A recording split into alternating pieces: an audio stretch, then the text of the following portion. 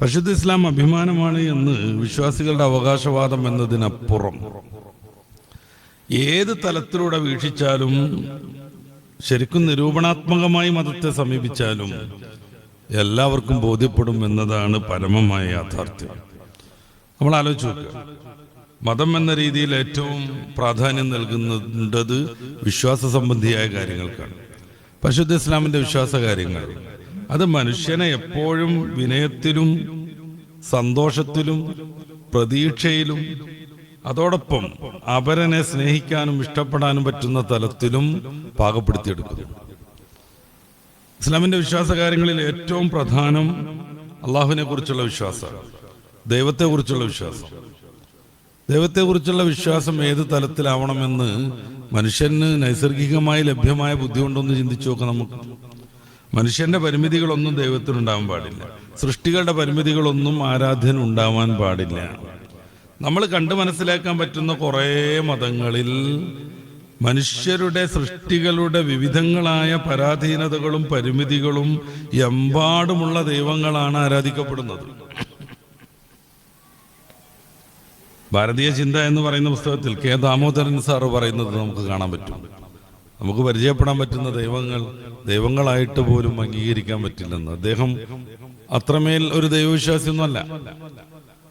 പക്ഷേ ദൈവം എന്ന ഒരു കൺസെപ്റ്റ് നിലനിൽക്കുമ്പോൾ അത് എങ്ങനെയാവണം എന്നതിനെ കുറിച്ച് ചിന്തിക്കുമ്പോൾ നമ്മുടെ പരിസരത്തുള്ള ദൈവങ്ങളൊന്നും അവിധത്തിലേക്ക് ആക്കാൻ പറ്റില്ലെന്ന് അദ്ദേഹം പറയുന്നു. അതിന് അദ്ദേഹം കാരണം പറയുന്നത് മനുഷ്യന്റെ എല്ലാ പരിമിതികളും ഓർക്കുന്നുണ്ട്. വിശക്കുന്നുണ്ട്, മരണം സംഭവിക്കുന്നുണ്ട്, കല്യാണം നടക്കുന്നുണ്ട്, മക്കളുണ്ടാവുന്നുണ്ട്, പലപ്പോഴും വിശന്ന് പൊരിഞ്ഞ് കരയുന്നുണ്ട്. ഇനി എന്ത് ചെയ്യുമെന്നറിയാതെ അവർ പലപ്പോഴുമായിട്ട് വല്ലാതെ ബുദ്ധിമുട്ടുന്നുണ്ട്. ഇങ്ങനെ നൂറുകൂട്ടം പരിമിതിയിൽ ജീവിക്കുന്ന ഒരു സങ്കല്പത്തെ ആരാധിക്കുക എന്ന് പറഞ്ഞാൽ പിന്നെ മനുഷ്യർക്ക് എന്താ ആശ്വാസമാണ് കിട്ടാനുള്ളത്? നമ്മൾ വെറുതെ ആലോചിച്ച് നോക്കുക. നമ്മൾ അഭയം തേടി പോകുന്നയാൾ നമ്മൾക്ക് അഭയം നൽകാനും സംരക്ഷിക്കാനും പര്യാപ്തനല്ലെങ്കിൽ ആ വിശ്വാസം കൊണ്ട് എന്ത് കാര്യമാണ് ലഭിക്കുക? വിവിധങ്ങളായ പരാധീനതകൾ, സ്വന്തം സൃഷ്ടിയോട് മൽപ്പിടുത്തം നടത്തി തോറ്റുപോകുന്ന ദൈവങ്ങളെപ്പോലും നമുക്ക് ചില ഗ്രന്ഥങ്ങളിൽ കാണാം. സ്വന്തം സൃഷ്ടിയോട് മൽപ്പിടുത്തം നടത്തുക, എന്നിട്ട് തോറ്റുപോകുക. മനുഷ്യന്റെ പരിമിതികൾ കൊണ്ട് പൊറുതിമുട്ടുക, കല്യാണം കഴിക്കുക, കുഞ്ഞുങ്ങൾ ജനിക്കുക, രോഗങ്ങൾ ഉണ്ടാവുക. അപ്പൊ മനുഷ്യന്റെയും സൃഷ്ടികളുടെയും പരിമിതികളിൽ നിന്ന് സമ്പൂർണ്ണ മുക്തനാകുമ്പോഴാണ് ഇലാഹി എന്ന തലത്തിലേക്ക്, ദൈവം എന്ന തലത്തിലേക്ക് നമ്മുടെ ആരാധ്യൻ മാറുന്നുള്ളൂ എന്ന് വളരെ ലളിതമായി നമുക്കൊക്കെ മനസ്സിലാക്കാൻ പറ്റും. പരിശുദ്ധ ഇസ്ലാം മുന്നോട്ട് വെക്കുന്ന ദൈവസങ്കല്പം ആലോചിച്ച് നോക്കൂ. സർവശക്തനായ, എന്നെന്നുമുള്ള, ഖഹാറായ, ജബ്ബാറായ, റഹീമായ, കരുണാവാരിധിയായ, മനുഷ്യനെ ആശ്രയിക്കാൻ പറ്റുന്ന എല്ലാ തലത്തിലും മനുഷ്യനുമായി ഏതൊക്കെ രീതിയിലാണോ ഈ ഇലാഹ് ആരാധ്യൻ എന്ന് പറയുന്ന ആ ഒരു യാഥാർത്ഥ്യം ബന്ധപ്പെട്ട് നിൽക്കേണ്ടത്, ആ തലത്തിലെല്ലാം സമ്പൂർണതയോടുകൂടെ പരിശുദ്ധ ഇസ്ലാം ഇലാഹിനെ പഠിപ്പിക്കുന്നു. അതാണ് യഥാർത്ഥത്തിൽ ദൈവം, അതാണ് ഇലാഹ്, അതാണ് ആരാധ്യം. ഇത് നമുക്കൊക്കെ ലളിതമായി ചിന്തിച്ചാൽ മനസ്സിലാവുന്നതേ ഉള്ളൂ. ഏതോ ഒരു കാലത്ത് ജനിച്ചു വീഴുന്ന ഒരാൾ, അദ്ദേഹം എങ്ങനെ ദൈവമാവുക? ഏതാനും ദിവസങ്ങളാവട്ടെ മരണപ്പെടുന്ന ഒരാൾ, അതെങ്ങനെ ദൈവമാവുക? വേറെ ദൈവത്തോട് വിളിച്ചു പ്രാർത്ഥിച്ചു കൊണ്ടിരിക്കുന്ന, ആരാധന അർപ്പിച്ചുകൊണ്ടിരിക്കുന്ന ഒരാൾ, അതെങ്ങനെ ദൈവമാവുക? തന്റെ പരിമിതിയെക്കുറിച്ച് ബോധവാനാവുകയും അത് ഉറക്കെ വിളിച്ചു പറയുകയും തന്റെ സമൂഹത്തെ പഠിപ്പിക്കുകയും ചെയ്യുന്ന ഒരാളെ എങ്ങനെയാണ് എല്ലാവരും കൂടെ ചേർന്ന് ദൈവമാക്കി മാറ്റുക? ശത്രുക്കൾ എല്ലാവരും കൂടെ ചെന്നിട്ട് പിടിച്ച് കൊണ്ടുപോയി മാരകമായി പീഡിപ്പിച്ച് പരിഹസിച്ച് കൊല ചെയ്യുന്ന ഒരാൾ എങ്ങനെയാണ് ദൈവമാവുക? ഇതിനെ ആശ്രയിക്കുമ്പോൾ മനസ്സമാധാനം എന്നുള്ളത് മിഥ്യയാണ്. നേരെ മറിച്ച് എനിക്ക് എന്ത് പ്രശ്നം ഉണ്ടെങ്കിലും എന്നെ സഹായിക്കാൻ പറ്റുന്ന, എത്രമേൽ പരിമിതികളുണ്ടെങ്കിലും എന്നെ രക്ഷപ്പെടുത്തുന്ന, രോഗം വന്നാൽ വഹുവ യശ്ഫീൻ, സുഖപ്പെടുത്തുന്ന, ഞാൻ എന്തൊക്കെ പ്രയാസങ്ങളിൽ അകപ്പെട്ടാലും എനിക്ക് സലാമത്ത് നൽകുന്ന, അഭയം പ്രാപിക്കാൻ പറ്റുന്ന മഹാശക്തനാകുന്ന ഇലാഹിനെ ആരാധിക്കുമ്പോൾ ദൈവവിശ്വാസം സമ്പൂർണ്ണമാക്കുന്നു. അതുകൊണ്ടാണ് വിശ്വാസിയെ സംബന്ധിച്ചിടത്തോളം ഏറ്റവും സമാധാനത്തോടുകൂടെ ജീവിക്കാൻ പറ്റുന്നത്.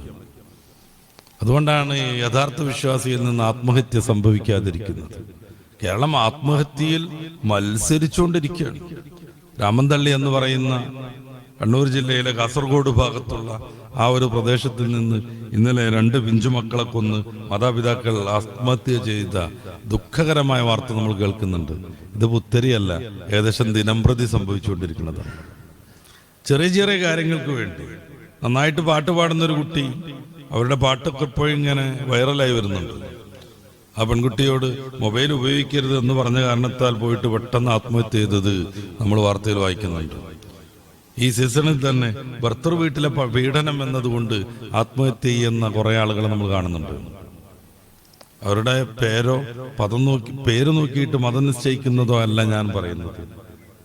തന്നെ എല്ലാ അർത്ഥത്തിലും സ്നേഹിക്കുന്ന, തനിക്ക് എന്തൊക്കെ അപാകങ്ങൾ സംഭവിച്ചാലും അതിൽ നിന്നെല്ലാം രക്ഷപ്പെടുത്താൻ പറ്റുന്ന യഥാർത്ഥ ഇലാഹിനെ വിശ്വസിക്കുമ്പോൾ മനസ്സിന് സമാധാനം ഉണ്ടാവും. ആത്മഹത്യയിൽ അഭയം തേടേണ്ടി വരൂല.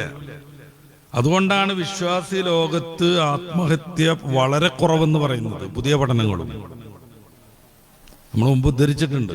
മലയാളികൾ ഇങ്ങനെ മരിക്കണമെന്ന് പറയുന്ന സിബി മാത്യുവിന്റെ പുസ്തകത്തെക്കുറിച്ച്, ആത്മഹത്യയെക്കുറിച്ച് അദ്ദേഹം വിസ്തരിച്ച് എഴുതിയൊരു പുസ്തകമാണ്. മുൻ പോലീസ് ഓഫീസർ. മതം മനുഷ്യനെ മയക്കുന്ന കറുപ്പല്ല എന്നൊരു ഹെഡിങ് ഉണ്ട് അതിൽ. നമ്മളൊക്കെ കേട്ടതുപോലെ പണ്ടേതോ ഒരു നേതാവ് മതം മനുഷ്യനെ മയക്കുന്ന കറുപ്പാണെന്ന് പറഞ്ഞിട്ടുണ്ടായിരുന്നു. അതിനെ നേർക്കുനേർ വിപരീതമായി അദ്ദേഹം ഹെഡിങ് നൽകുകയാണ്, മതം മനുഷ്യനെ മയക്കുന്ന കറുപ്പല്ല. എന്നിട്ടോ അദ്ദേഹം കേരളത്തിന്റെ സാഹചര്യത്തിൽ വെച്ച് പറയണത് മലപ്പുറം ജില്ലയിൽ കുറേയൊക്കെ മതം പാലിക്കുന്നത് കൊണ്ട് ആത്മഹത്യ വളരെ കുറവാണെന്നാണ്. മതത്തിൽ നിന്ന് ആളുകൾ മാറിപ്പോകുന്നുണ്ട്, മതത്തിനോട് വലിയ താല്പര്യമില്ലാതെ വരുന്നുണ്ട്. ചില ആളുകളെങ്കിലും ഭൗതികവാദികളുടെ പ്രചാരണങ്ങൾ സ്വാധീനിക്കുന്നുണ്ട്. അതനുസരിച്ച് ആത്മഹത്യ കൂടിക്കൊണ്ടിരിക്കും. അതിന്റെ തോതിപ്പോ വർദ്ധിച്ചുകൊണ്ടിരിക്കുന്നത് നമ്മൾ കാണുന്നു. ആത്മഹത്യ കൂടുന്നത്, കൊലപാതകങ്ങൾ കൂടുന്നത്, മോഷണം കൂടുന്നത്, മയക്കുമരുന്നിന്റെയും മദ്യത്തിന്റെയും ഉപയോഗം കൂടുന്നത്, തൽഫലമായി കുറെ അനർത്ഥങ്ങൾ ഉണ്ടാവുന്നത്. മതവിശ്വാസത്തിൽ നിന്നും ദൈവവിശ്വാസത്തിൽ നിന്നും മനുഷ്യനെ എങ്ങനെയെങ്കിലുമൊക്കെ ഊരിയെടുക്കണം എന്നും പറഞ്ഞിട്ട് കുറെ ആളുകൾ കഠിനമായി പ്രവർത്തിച്ചുകൊണ്ടിരിക്കുകയാണ്. ഭൗതികമായി അവർക്ക് പ്രത്യേകിച്ച് ഗുണമൊന്നുമില്ല. ആഖിറത്തിലും ഈ ഒരു സേവനം ചെയ്യുന്നത് കൊണ്ട് അവർക്കൊരു നന്മയും ലഭിക്കാനില്ല.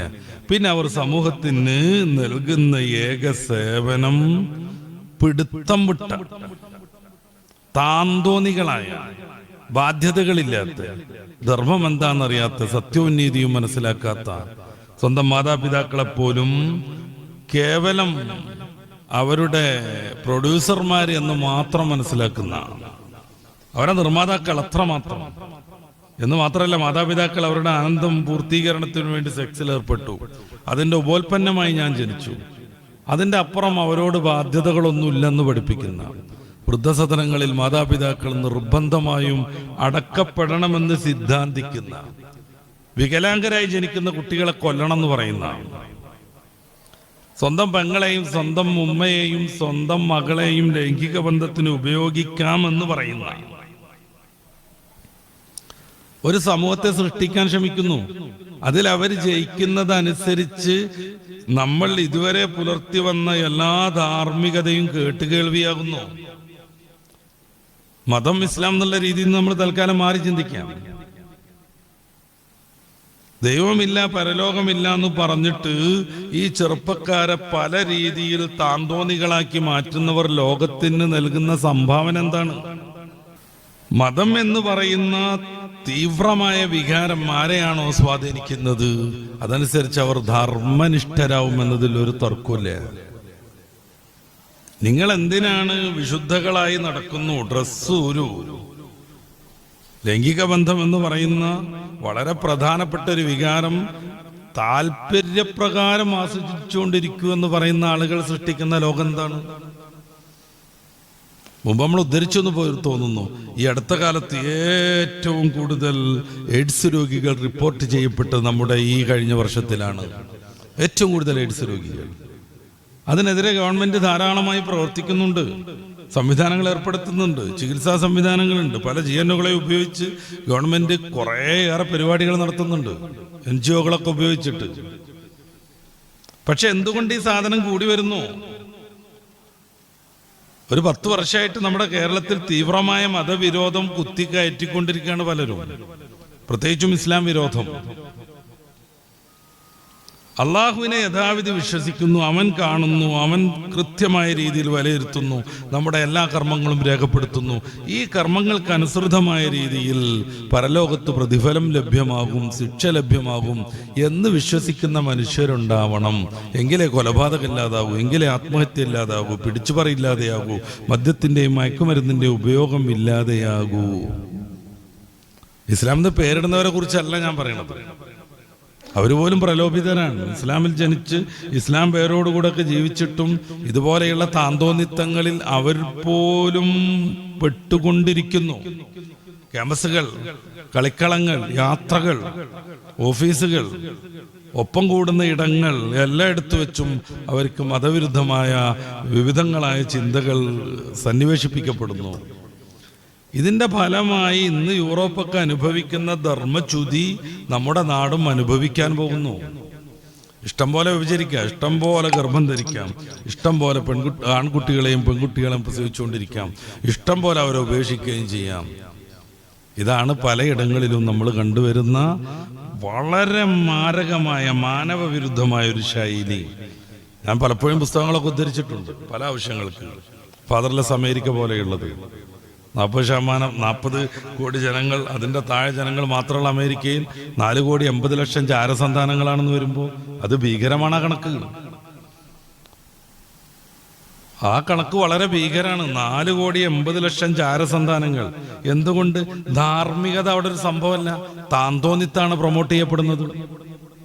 ഇവിടെയാണ് യഥാർത്ഥ ദൈവവിശ്വാസത്തിന്റെ പ്രസക്തി. നമ്മൾ ആലോചിച്ച് നോക്കൂ, പരിശുദ്ധ ഖുർആനിലെ 1/3 ഭാഗവും ആഖിറത്തെ കുറിച്ചാണ് പറയുന്നത്. 35 ലക്ഷം ആളുകളെ പച്ചക്ക് കൊന്നു യുഗ്ലോസ്ലാവിയയിൽ ഭരണം സ്ഥാപിച്ചപ്പോൾ പോട്ടുണ്ട്. ഭൗതികമായ കോടതിയിൽ വെച്ചിട്ട് അയാൾ നമുക്ക് കൊല്ലാൻ പറ്റും. അയാൾ കൊന്ന 35 ലക്ഷത്തിൽ ഒരു മനുഷ്യന് മാത്രം അത് പകരമാവുക പോലുമില്ല. ഒരു മനുഷ്യന് പോലും അത് പകരാവൂല. എന്തുകൊണ്ടെന്നാൽ ആ ഒരു മനുഷ്യനെ ആശ്രയിച്ചായിരുന്നു ആ കുടുംബം ജീവിച്ചതെങ്കിൽ ഈ മനുഷ്യനെ കൊന്നതുകൊണ്ട് ആ കുടുംബം രക്ഷപ്പെടാൻ പോണില്ല. അവരുടെ പട്ടിണിയും പരിവട്ടം മാറണില്ല. അവരുടെ മക്കളുടെയും ഭാര്യയുടെയും പ്രയാസങ്ങൾ തീരണില്ല. പരമാവധി വന്നാൽ ഒരു മനുഷ്യനെ കൊന്നതിന് പകരാവുമായിരിക്കും. ഇയാൾ കൊന്ന 35 ലക്ഷം മനുഷ്യരിൽ ബാക്കിയുള്ള ആളുകളെ കൊന്നതിന് നീതി നടപ്പാവേണ്ട ഒരു ലോകം വേണ്ടതുണ്ട്. ആ വിശ്വാസം ഉണ്ടാകുമ്പോ മനുഷ്യൻ നന്മയിലൂടെ മാത്രം സഞ്ചരിക്കുന്നു. അതുകൊണ്ടാണ് ഖുർആനിലെ 1/3 ഭാഗം ആഖിറത്തെ കുറിച്ച് പറയുന്നത്, മരണത്തെക്കുറിച്ച് പറയുന്നത്, പരലോകത്തേക്കുള്ള യാത്രയെ കുറിച്ച് പറയുന്നത്. പരിശുദ്ധ ഖുർആനിലെ ഏറ്റവും അവസാനമായി ഇറങ്ങിയ സൂക്തം പോലും വത്തഖൂ യൗമൻ തുർജഊന ഫീഹി ഇലല്ലാഹ് എന്നാവുന്നത്. വത്തഖൂ യൗമൻ, ഒരു ദിവസത്തെ നിങ്ങൾ ശ്രദ്ധാപൂർവം കൈകാര്യം ചെയ്യണം. ആ ദിവസത്തിൽ നിങ്ങൾ അല്ലാഹുവിലേക്ക് മടക്കപ്പെടും. തുർജഊന ഫീഹി ഇലല്ലാഹി. സൂറത്തുൽ ബഖറയുടെ 281 വാക്യം. ഈ വിശ്വാസം നിലനിൽക്കുമ്പോൾ ലോകത്ത് സമാധാനം ഉണ്ടാവും. മുസ്ലിം പേരുള്ള ആളുകൾ ഭീകരന്മാരല്ലേ എന്ന് ചോദ്യം ഉണ്ടാകും. ഞാൻ മുസ്ലിം പേരുകാരെ കുറിച്ചല്ല പറയണത്, മുസ്ലിങ്ങളെ കുറിച്ചാണ് പറയുന്നത്. മുഅ്മിനീങ്ങളുടെ പേര് അനുകരിക്കുന്നവരെ കുറിച്ചല്ല പറയണത്, ഇസ്ലാം അംഗീകരിക്കുന്ന വിശ്വാസിയെ കുറിച്ചാണ് പറയുന്നത്. പിന്നെ ഇസ്ലാമിനെ തീവ്രവാദം എന്ന് വ്യാപകമായി പ്രചരിപ്പിക്കാനുള്ള സംവിധാനങ്ങളുടെ പ്രലോഭനം കൂടി അതിലൊക്കെ ഉണ്ട്. പല തീവ്രവാദ ഗ്രൂപ്പുകളെയും സൃഷ്ടിക്കുന്നത് ഇസ്ലാം വിരുദ്ധരാണ്. ICSനെ കുറിച്ചൊക്കെ പിന്നീട് നല്ല പഠനങ്ങൾ വന്നു. അബൂബക്കർ ബഗ്ദാദി എന്ന് പറയുന്ന അതിൻ്റെ നേതാവ് ജൂതനാണ് എന്ന് പോലും റിപ്പോർട്ട് വന്നു. അയാൾക്ക് എല്ലാ കോച്ചിങ്ങും കൊടുത്ത് പുറത്തിറക്കിയത് ജൂതന്മാരാണെന്ന്. നമ്മുടെ ഇന്ത്യയിൽ തന്നെ നോക്കൂ, ചില പ്രത്യേക വിഭാഗം ഭരിക്കുന്ന സമയത്ത് തീരെ ഇസ്ലാം പേരുള്ള ഭീകരവാദികൾ സ്ഫോടനം നടത്തൂല.